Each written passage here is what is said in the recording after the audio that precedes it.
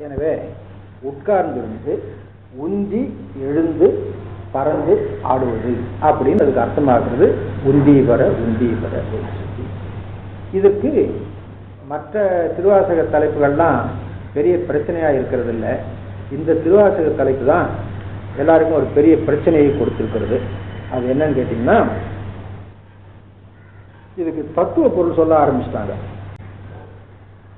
உந்தி அப்படின்னா தொப்பு. அந்த இடத்துலதான் அந்த இடத்துக்கு மணிபூரகம் பேரு. மூலாதாரத்தில் இருக்கக்கூடிய குண்டலினி சக்தி அக்கினியாக எழுந்து தொப்புள் பகுதியில் வந்து நிற்கும். அதுக்கு சுவாதிஷ்டானம் பேர். மூலாதாரத்துக்கு மேலே இருக்கிறது சுவாதிஷ்டானம், அப்புறம் மணிபூரகம். அப்படி அந்த இடத்துல வந்து நிற்கும். அந்த குண்டலினி சக்தி அங்கதான் வந்து நிற்கும். அந்த குண்டலினி சக்தி மேலும் பறந்து எழுமாறு நீ விளையாடு அப்படின்னு சொல்லி உந்தீபர. அப்ப அவங்க என்ன பண்றாங்க, தீ பர அப்படின்னு அர்த்தம் பண்றாங்க. உம்முடைய, தீ குண்டலினியாகிய அக்கினி, பர மேலெழுந்து ஓங்கும்படியாய் விளையாடு அப்படின்னு சொல்லி அப்படி ஒரு அர்த்தம் பண்றாங்க. அது எந்த அளவுக்கு பொருந்தும் அப்படின்னு தெரியல. இன்னொரு விதமான அர்த்தம் சில பேர் பண்றாங்க. உம்முடைய தீமைகள் எல்லாம் அற்று போகும்படியாய் எழுந்து விளையாடு அப்படின்னு அர்த்தம் பண்றாங்க. அப்படியெல்லாம் அதுக்கு அர்த்தம் கிடையாதுங்க. உந்தீபரை என்பது ஒரு விளையாட்டு சொல். உந்திபரத்தல் என்ற அந்த விளையாட்டுக்கு பெயர். அப்போ அவங்க பிள்ளைகள் விளையாடும்போது உந்தீபரன்னு சொல்லி கொண்டு விளையாடுவார்கள். அந்த விளையாட்டு பகுதிக்கு அமைந்த பாடலாக மாணிக்கவாசக பெருமான் பாடியிருக்கிறார். ஆகையினால இதுக்கு உந்தீபர என்று. இதுல ஞான வெற்றி அப்படின்னு இதுக்கு பொருள் குறிக்கிறாங்க. இதுல ஞானத்தினுடைய மிகுதி சொல்லப்பட்டிருக்கிறது. அதனால இதை ஞான வெற்றி அப்படின்னு சொல்லி சொல்றோம். இதுலயும் திரிபுர சம்மாரம் சொல்லப்பட்டிருக்கிறது, தட்சயாக சம்மாரம் சொல்லப்பட்டிருக்கிறது. அப்புறம் உபமன்ய முனிவருடைய மகன் அருள் செய்த வரலாறு சொல்லப்பட்டிருக்கிறது. இப்படி சில புராண வரலாறுகளை வைத்துக் கொண்டுதான் இந்த பகுதியில ஞானத்தினுடைய வெற்றிப்பாடு மிகுதி சொல்லப்படுகிறது என்று நாம் அறிந்து கொள்ள வேண்டும். வளைந்தது வில்லு, விளைந்தது பூசல், உழைந்தன முப்புறம் உந்தீபர, ஒருங்குடன் வெந்தவாறு உந்தீபர. முப்புறம் எரிந்தது, முழு செயல் செய்யல, வில்ல வளைச்சாங்க, பெரிய ஆரவாரம் போர் நிகழ்ந்தது, எரிஞ்சு போச்சு. அதான் வளைந்தது வில்லு, விளைந்தது பூசல். சின்ன சின்ன தொடரா பாடிக்கிறார் பாருங்க, ரொம்ப விரைவா நடந்ததுன்னு அர்த்தம். இதுக்கு ஒரு காரணத்தில் குறைவு சொல்லி காரியத்தில் மிகுதி சொல்லுவது அப்படின்னு ஒரு அணி உண்டுங்க. அதுக்கு விசேட அணி அப்படின்னு. ஒரு 3 கோட்டைகளும் போர்ல அழிய வேணும்னா எத்தனை பாட்டு பாட வேணும், எவ்வளவு காலம் ஆக வேணும், அது ஒண்ணும் இல்லை. பெருமான் போனான், வெளில விளைச்சான், அவ்வளவுதான். பெரிய ஆரவாரம் இருந்தது. என்னோட ஆரவாரம் பார்த்தா முப்புறம் தெரிஞ்சு போச்சு அப்படின்னு சொல்லி சொல்றான். அப்படி அந்த திரிபுர தகனத்தை ரொம்ப விரைவா நடந்ததாகவும் சீக்கிரமா நடந்ததாகவும் பாடியிருக்கிறார். அந்த பாட்டிலேயே அந்த குறிப்பு இதுதான் இலக்கியம் என்று சொல்லுது. வளைந்தது வில்லு, விளைந்தது பூசல், உழைந்தன முப்புறம் உந்தீபர, ஒருங்குடன் வெந்தவாறு உந்தீபர. அதே திரிபுர சம்மாரம் அடுத்த பாட்டிலையும் வருகிறது. ஈரம்பு கண்டிலம் ஏகம்பர் தங்கையில் ஓரம்பே முப்புறம் உந்தீபர, ஒன்றும் பெருமிகு உந்தீபர. போருக்கு செல்றவங்க எல்லாம் 2 வில்லு கொண்டு போவாங்க, 2 அம்பு கொண்டு போவாங்க, தேருக்கு 2 அச்சு மரம் கொண்டு போவாங்க. ஒரு அச்சு மரம் தேர்ல பூட்டப்பட்டிருக்கும், இன்னொரு அச்சு மரம் தயாரா வைக்கப்பட்டிருக்கும். இந்த அச்சு முடிஞ்சு போச்சுன்னா அதை எடுத்து உடனே பூட்டி கொள்ளலாம். அதுக்கு சேம அச்சு அப்படின்னு. அது போல 2 வில்லு கொண்டு போவாங்க. ஒரு வில்லு கையில வச்சுட்டு போர் செய்வாங்க.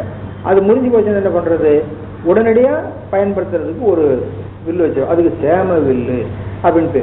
அது போல அம்பும் 2 இருக்கும். ஓரம்பு இருந்தா பத்தாது, அம்பரா தூணின்னு இருக்கும், அதுல நிறைய இருக்குங்க. பொதுவா சொல்றது உண்டு, தொடுத்து வைக்கப்பட்ட அம்பு போக வேறும் அம்பு இருக்கும். அப்போ சேம அம்பு, சேம வில்லு, சேம அச்சு இவ்வளவும் கொண்டுதான் எல்லாரும் போருக்கு போவாங்க. சிவபெருமான் அப்படி போகல, ஒரே ஒரு தேர் தான், அது ஒரே ஒரு அச்சு தான். அச்சு முடிஞ்சு போச்சுன்னா இன்னொரு அச்சு போடுறதுக்கு வேற அச்சே கிடையாது. அதை பார்த்து தான் திருமால் என்ன பண்ணா, ரிஷபமா வந்து தாங்கினான். அப்புறம் எப்படியே தேர் போச்சுன்னு வச்சுங்க, அங்கே போய் பார்த்தா திரிபுராதிகள் பெரிய சேனையோட அசுரர்கள் நிற்கிறாங்க. இவர் கையில் ஒரே ஒரு வில்லு, அதில் ஒரே ஒரு அம்பு, இவ்வளோதான் இருக்கு. இதை வச்சுட்டு இவர் எப்படிடா போரில் வெற்றி பெறுவார்னு பார்த்தாங்க. ஆனால் அந்த ஒரு அம்புக்கு கூட வேலை இல்லை, திரிபுரம் எழுந்து. அது சொல்கிறார் ஈரம்பு கண்டிப்பாக. அந்த ஈரம்புங்கிறதுக்கு ஏன் சொல்கிறாருன்னு தெரிஞ்சுக்கணும். அதுக்காக தான் நான் இவ்வளோ நேரம் சொன்னேன். சேம அச்சு சேம வில்லு என்று வச்சிருக்கிற மாதிரி வில்லிலே பூட்டப்பட்ட அம்பு போக வேறு அம்புகள் வச்சிருப்பாங்க. அதெல்லாம் அம்பராத்தோனில் நிறைய வச்சிருப்பாங்க. இவர் நிறையாவும் வச்சில்ல, என்னவோ தேவைக்கு ஒன்று இருக்கட்டுமே இன்னொரு ஒரு அம்பும் கூட வச்சில்ல. ஆக 2 கூட இவற்றை இல்லை. அது சொல்றார் ஈரம்பு கண்டிலம். இதெல்லாம் இலக்கியம், பக்தி பாடலாக இருந்தாலும் கூட தமிழ் அப்படின்னு பாட ஆரம்பிச்சிட்டிங்கன்னா அந்த இலக்கிய சுவை, அதுக்கு தந்தால சொல்லமைப்பு, அணி முதலின எல்லாம் வந்துடும். ஈரம்பு கண்டிலம் ஏகம்பர் தங்கையில் ஓரம்பே முப்புறம் உந்தீவர ஒன்றும் பெருமுகு தச்சு விடுத்தலும் தாம் அடி இட்டலும் அச்சு முறிந்தது என்று தீபர. எல்லாமே விரைவா நிகழ்ந்தா பாடுறாங்க. தேவர்கள்லாம் வந்தாங்க. திரிபுரத்தரசர்கள் எங்களுக்கு பெரும் கொடுமை செய்கிறார்கள் அப்படின்னு முறையிட்டாங்க. அதுக்கு என்ன, ஒரு தேர் தயார் பண்ணுங்க, நான் வந்துடுறேன், அவங்களை அழிச்சிடலாம் அப்படின்னு சொன்னார். உடனே ஆளுக்கால் அதை கொண்டா இதை கொண்டாடணும், சீக்கிரம் தேர் விட்டாங்க. தச்சு விடுத்தலும், தச்சுன்னா தைத்துன்னு அர்த்தம். தைத்து தச்சு அப்படின்னு தச்சல். இது தைக்கிறது அப்படின்னு என்னன்னா ஒன்னோட ஒன்று இணைக்கிறது, பூட்டுறது. அப்ப பல உறுப்புகளை ஒன்றாக பூட்டி, ஒருத்தன் சக்கரமா வந்தான், ஒருத்தன் அச்சாக வந்தான், ஒருத்தன் அடிபீடமா வந்தான், ஒருத்தன் மேல் கூம்பா வந்தான், ஒருத்தன் குதிரையா வந்தான், ஒருத்தன் குதிரையை ஓட்டுறவனா வந்தான். இப்படி ஒரு தேர் தயார் பண்ணிட்டாங்க. தச்சு விடுத்தலும்.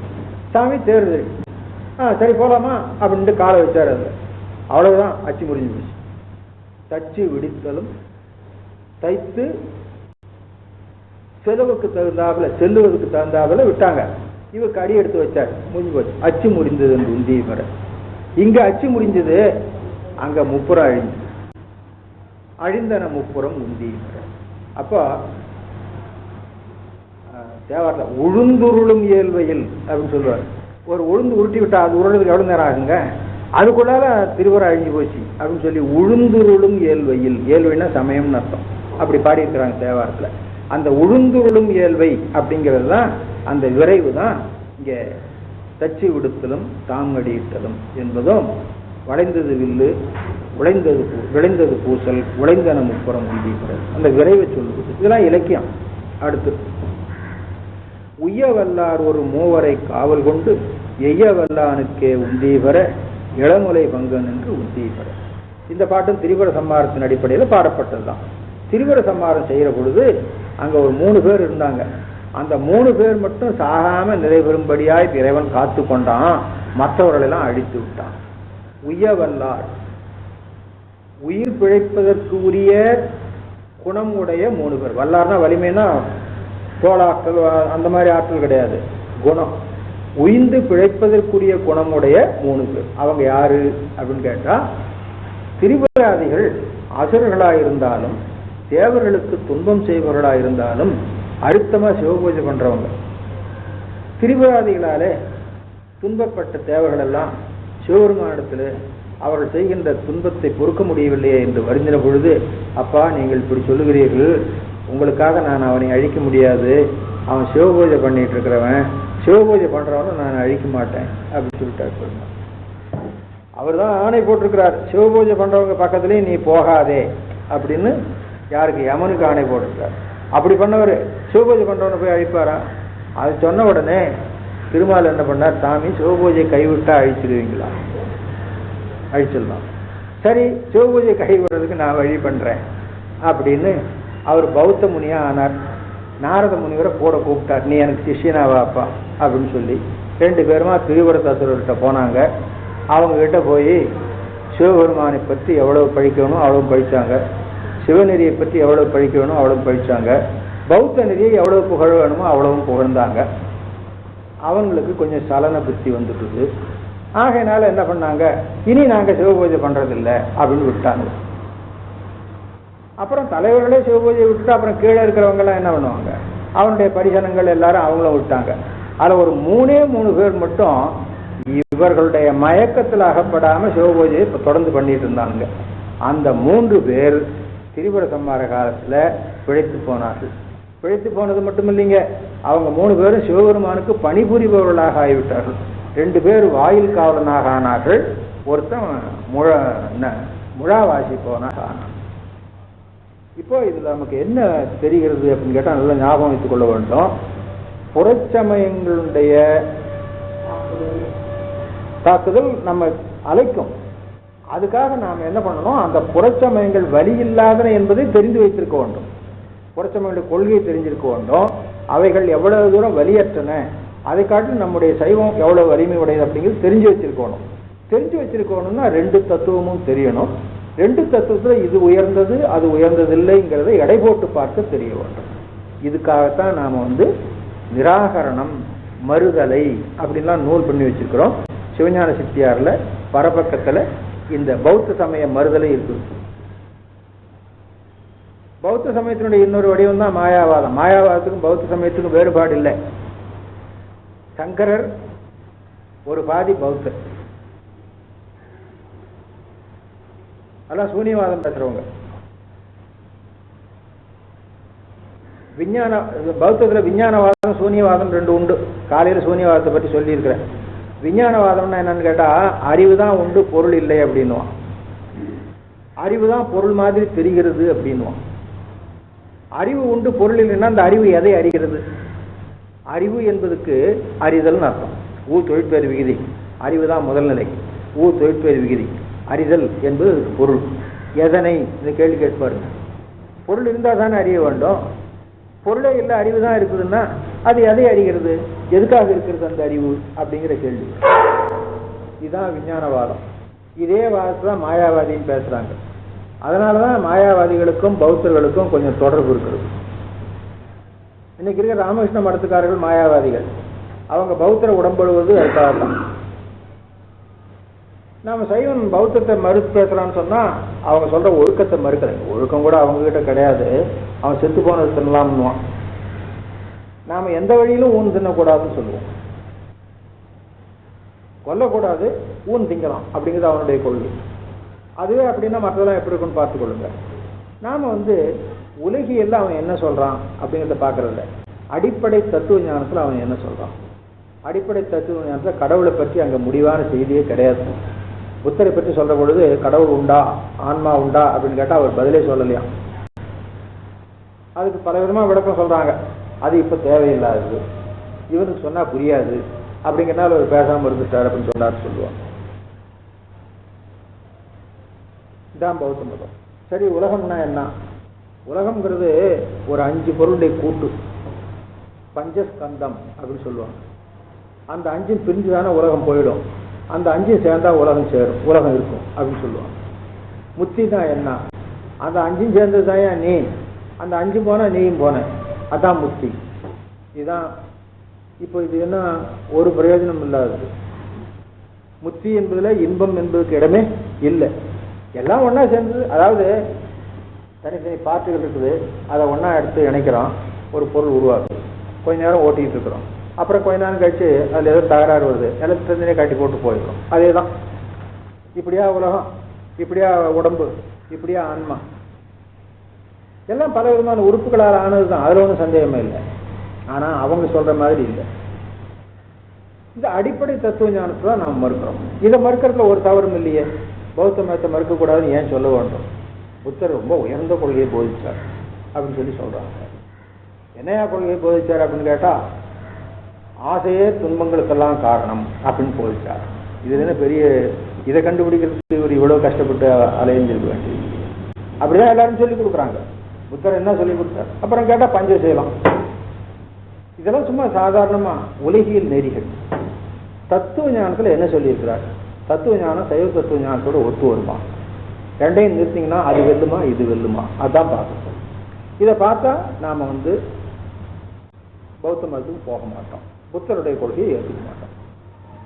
தத்துவ ஞானத்துல மட்டும்தான். உலகில திருடாத, பொய் சொல்லாத, அர்த்தம் பொருளுக்கு ஆசைப்படாத அப்படின்னு பௌத்தம் தான் சொன்னான், சாமணம் தான் சொன்னான்.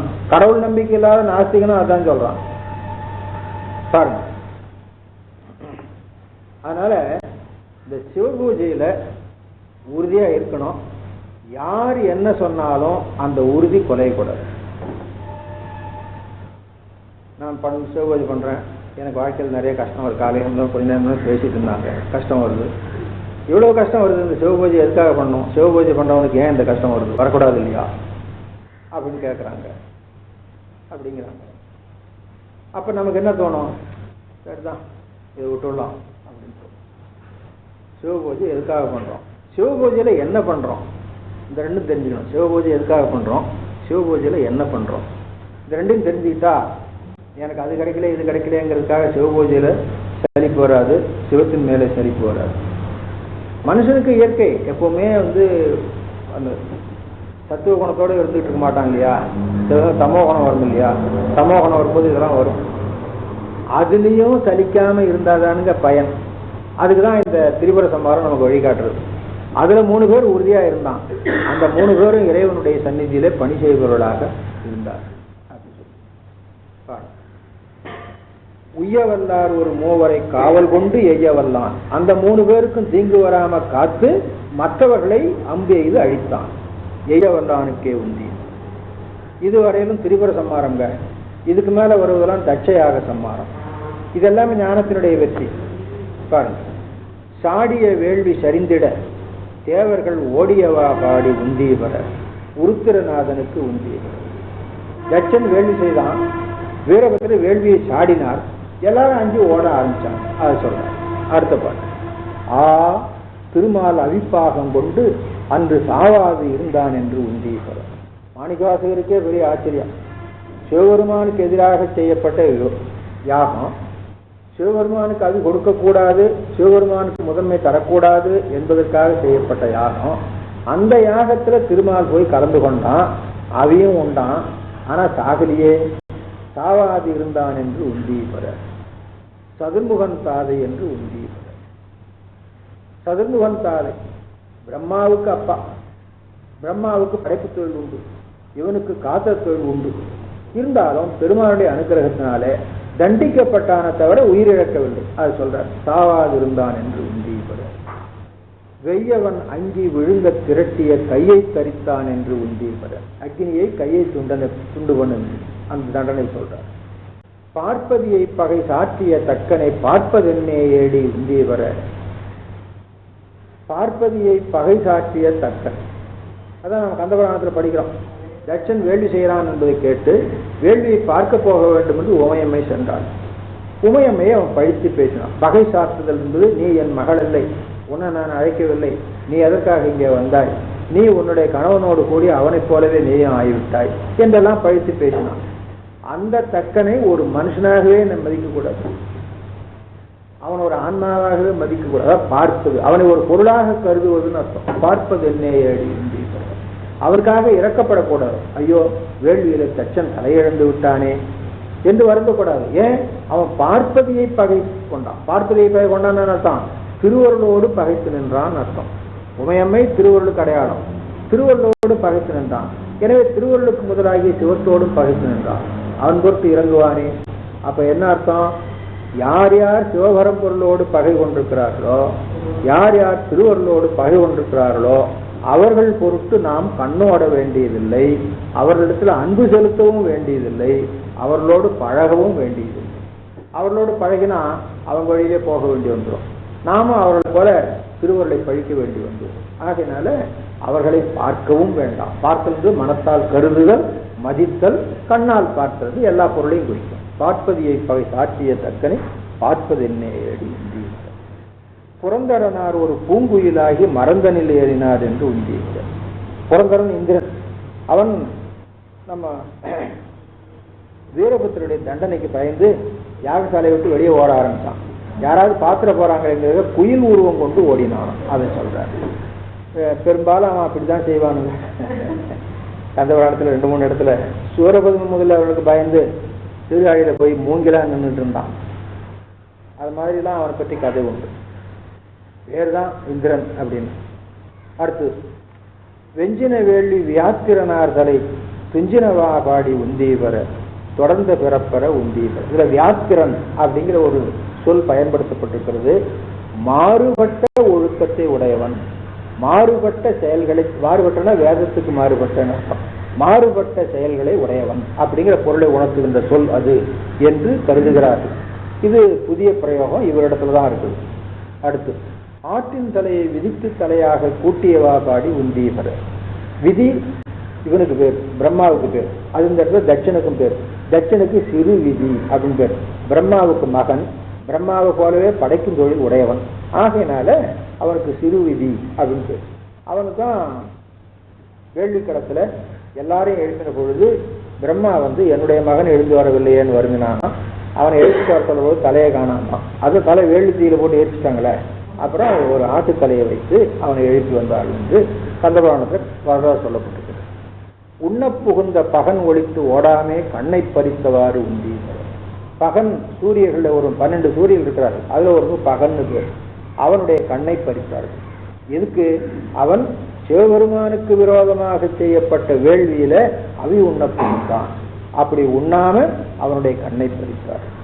நாமகள் நாசி சிரம் பிரமன் பட சோமன் முகம் நெறித்து உந்தீவர தொல்லை வினைகட உந்தீவர. மேல பாட்டுல கருக்கட நாமெல்லாம் உந்தீவர. மேல பாட்டுகளில் எல்லாம் சிவபெருமானையே சொல்லி கொண்டு வந்தார். இளமுலை பங்கன், உருத்திரநாதன் அப்படின்னு சொல்லிட்டு, இங்க கருக்கட உந்தீவர தொல்லை வினைகட உந்தீவர. சிவபெருமானுடைய புகழை பாடுவதனாலே, அவனுடைய வெற்றி செயல்களை எடுத்து சொல்லுவதனாலே நம்முடைய பிறப்புக்கு காரணமாயிருக்கின்ற வினை கெடும். கருக்கெடும், பிறப்பு கெடும் என்பது முந்தின தாழ்ச்சியில சொல்லப்பட்டது. வினை கெடும் என்பது இந்த தாழ்ச்சியில சொல்லப்பட்டது. நான்மறையோனும் அகத்து யமான்பட. நான்மறையோனும் மகத்து யமான்பட அப்படின்னு ஒரு பாடம். அகத்து யமான்பட. அகத்து யமான்படன்னா உள்ளே இருக்கின்ற, நடுவாக இருக்கின்ற யஜ்ஞமானன். யஜ்ஞமானன் என்பது யமான் என்று யமானன் வருது இல்லைங்களா, அந்த மாதிரி வருகிறது.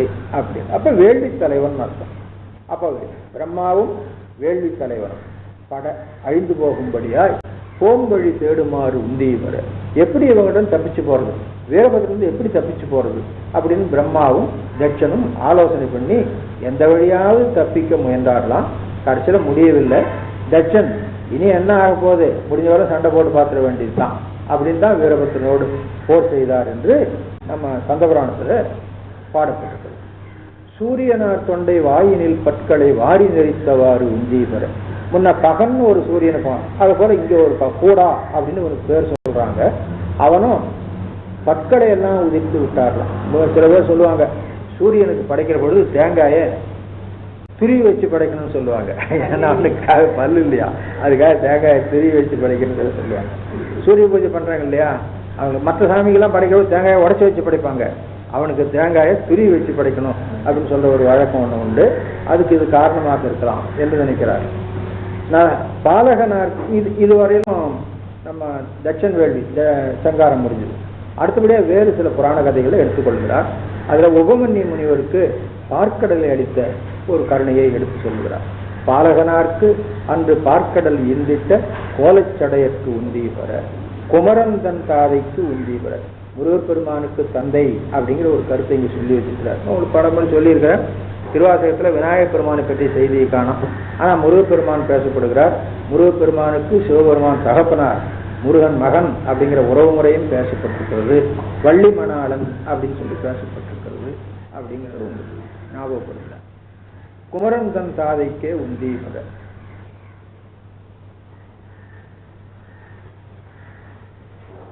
பாலுக்கு பாலகன் வேண்டி எழுதிட பார்க்கடல் இந்த பெறான்.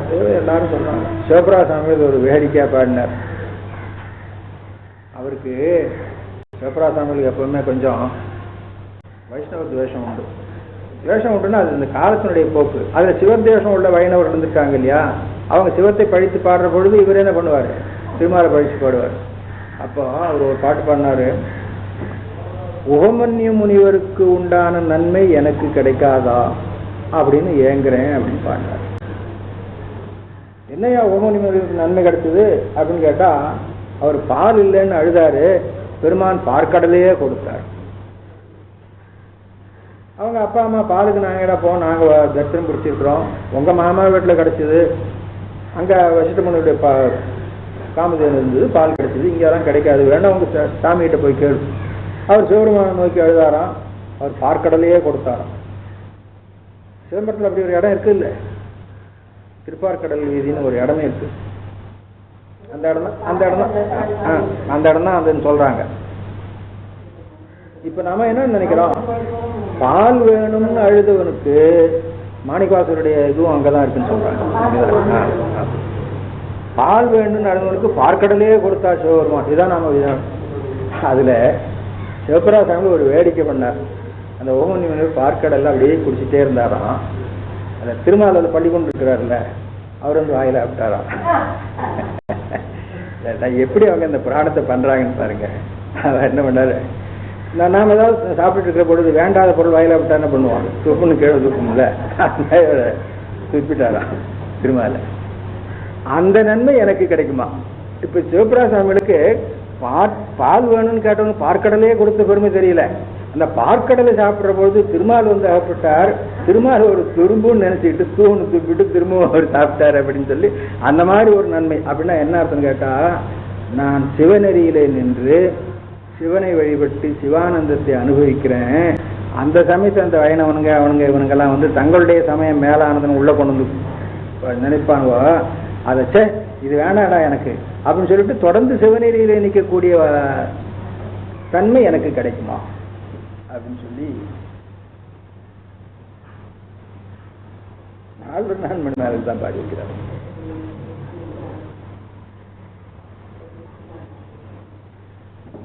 சுந்தரமூர்த்தி சுவாமிகள் கைலாயம் போனார் யானையில. அவர் கைலாயம் போறாருன்னு தெரிஞ்சு சேரவான் பெருமாள் குதிரைக்கு காதுல மந்திரம் ஓதி அவருக்கு புறப்பட்டு போனார். சேரவான் பெருமாளுடைய மற்ற பரிவாரங்கள்லாம் கூட இருந்த அவங்கெல்லாம் பார்த்துட்டு இருக்காங்களாம். இல்லை என்ன போறாங்கன்னு அவங்க போக முடியல. அப்படி சிவபிரசாமி நினைக்கிறாரு, அவங்க போகாவிட்டாலும் போனதை பார்த்தாங்க இல்லையா, அந்த புண்ணியம் கூட நமக்கு இல்லையே. அப்ப நாமெல்லாம் என்ன பண்ணலாம், சேரவான் பெருமாளுக்கும் சுந்தரமூர்த்தி சுவாமிகளுக்கும் திருவிழா பண்ணி அவங்க யானையிலையும் குதிரையும் வர்றதை நின்றுட்டு பார்க்கலாம். அதான் செய்யலாம், வேற ஒன்றும் நம்மளால செய்ய முடியாது. இப்போ அது சொன்னார், உணர்கரும் புகழ் சுந்தரன் ஒம்பல் மீது இவர நினைப்பரும் கைலாயம் அடைந்தமை நின்று காண்புற எனக்கு வந்துருமோ. இதை கண்டவங்க யாரு? சுந்தரமூர்த்தி சுவாமிகள் கைலாயத்துக்கு வந்தார் அப்படிங்கிறத கண்டவங்க யாரு? ஓமனி முனிவர் தான் கைலை தாழ்வரையில சிஷியர்களுக்கெல்லாம் உபதேசம் பண்ணிட்டு உட்கார்ந்து இருந்தார். அப்போ சுந்தரமூர்த்தி சுவாமிகள் வெள்ளானையில வர்றார். பெருமான் அழைச்சிட்டு சொன்னார், தேவரெல்லாம் போய் அழைச்சிட்டு இருந்தாங்க, வந்துட்டு இருக்கிறார். இந்த ஓமனி முனிவர் எழுப்பிச்சு சிவசிவா அப்படின்னு சொல்லி கும்பிட்டார். இந்த சிஷியர்களுக்கெல்லாம் ரொம்ப சந்தேகம், யாரையுமே கும்பிட மாட்டாரு, இப்போ கும்பிடுறாரு அப்படின்னு சொல்லி. அப்போ சுந்தரமூர்த்தி சுவாமி அவர் இறைவனுக்கு தோழர், அவர் கையிலை நோக்கி வருகிறார், இறைவனுக்கு சமமானவர், நம்மால தொழக்கூடியவர் அப்படின்னு சொல்லி அவங்களுக்கு சுந்தரமூர்த்தி சுவாமியுடைய பெருமையை அறிவுறுத்தினாராம். பெரிய புராணத்தில் அப்படி இருக்கு.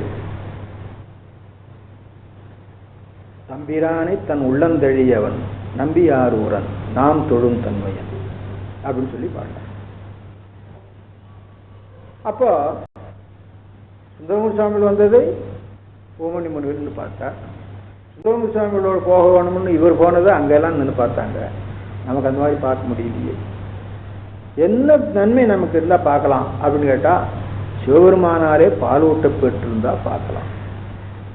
திருஞான சம்பந்தர் பால் ஊட்ட பெற்றார், அவர் பார்த்தாரு. ஓமனி முனிவர் பால் ஊட்ட பெற்றார், அவர் பார்த்தார். அப்படின்னு சொல்லி அதை பாடுற பொழுது கூட இதையும் சேர்த்து வச்சுட்டார். மகவு என்று அழுகின்ற நாள் குழந்தையாயிருந்து பால் வேணும் அழுதாச்சு. அலைகா தனித்து அருந்துகு அலைகடலாக இருக்கின்ற பாலை அவர் மட்டுமா பெற்றார். மாலை உமிழ்ந்துடு தம்பிரான், மாலை உமிழ்ந்துடு திருமாலை தூவென்று உமிழ்ந்த தம்பிரான் அப்படின்னு அந்த ஓமனி முனிவரை பற்றி அவர் பார்த்தார். இப்படி வேடிக்கைப்படுவாங்க. அதை பார்த்தா இப்ப நம்ம கூட என்ன சிவபிரசாமிகள் இப்படி போய் வைஷ்ணவ துவேஷம் பாடலாமா அப்படின்னு சொல்லி அதுல என்ன கருத்துங்கிறது தான் பார்க்கணும். வைஷ்ணவ துவேஷம் வெளிப்படையா தெரியும். கருத்து என்னன்னு கேட்டா, சிவபரம்பொருளை வழிபட்டு சிவநெறியிலே நிற்கின்ற பொழுது மற்ற நெறிகள் வந்து குறுக்கிடுகிற பொழுது இது வேண்டாம் எனக்கு அப்படின்னு சொல்லி அதை தள்ளிவிட்டு உலக மாயைகள் வந்து மயக்கும். நீங்க எல்லாம் இங்க ஏன் வந்தீங்க, உங்களுக்கு என்ன வேலை, உங்களால என்ன ஒன்றும் பண்ண முடியாது, நான் உங்களுக்கு அடிமையாக மாட்டேன் அப்படின்னு ஒருத்தர் சொன்னார் இல்ல, திருநாக்கர சுவாமிகள் சொன்னார். திருநாக்கர சுவாமிகள் சொன்னார். அந்த மாதிரி ஒரு உணர்வு வரணும். பாலகனார்க்கு அன்று பார்க்கடல் என்றிட்ட கோலச்சடையற்கே உந்தீவர குமரந்தன் தாதைக்கே உந்தீவர நல்ல மலரின் மேல் நான்முகனார் தலை ஒல்லை அறிந்ததென்று உந்தீவர. ஒல்லைனா விரைவாக அர்த்தம்.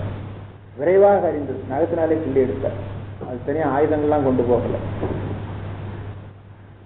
தேரை நிறுத்தி மறை எடுத்தான் சிரம் ஈரைந்தும் இற்றவாறு உந்தீவர. இது ராவணனை கைலிமலையின் கீழே போட்டு நெறித்ததை சொல்லுகிறார்.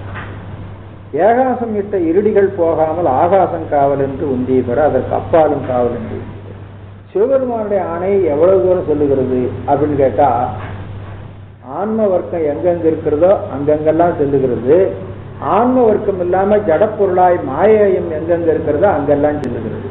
ஏன்னா எல்லாமே அவனுடைய வியாபகத்துக்கு உட்பட்டது. அதனால அங்கெல்லாம் அவனுடைய காவல், அவனுடைய ஆணை செல்லுகிறது. அதுல ஒரு இடம் குறிப்பிட்டிருக்கிறார். ஆகாயத்துல சூரிய மண்டலம் இருக்குது. அங்க சில முனிவர்கள் அப்படியே திரிந்து கொண்டிருப்பார்களாம். அந்த முனிவர்களுக்கு சூரியனுடைய வெப்பத்தினால தீங்கு வராம பெருமான் காத்து கொண்டிருக்கிறார். ஏகாசம் இட்ட இருடிகள், ஏகாசங்கிறது உத்திரியம் சொல்றாங்க, போகாமே துன்பப்பட்டு அழிந்து போகாதபடி ஆகாயத்திலே இவன் காவல் கொண்டிருக்கிறான்.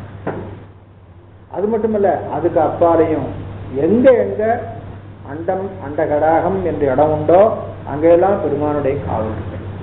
அவன் முனிவர்களை நமக்கு காவலா வைக்கிறான், முனிவர்களுக்கு அவன் காவலா இருக்கிறான். அதுதான் அந்த ஏகாசம் விட்ட இருடிகள் போகாமே ஆகாசம் காவல் என்று உந்தீவர, அதுக்கு அப்பாலும் காவல் என்று உந்தீவர. அடுத்தது கோணோட்டம்.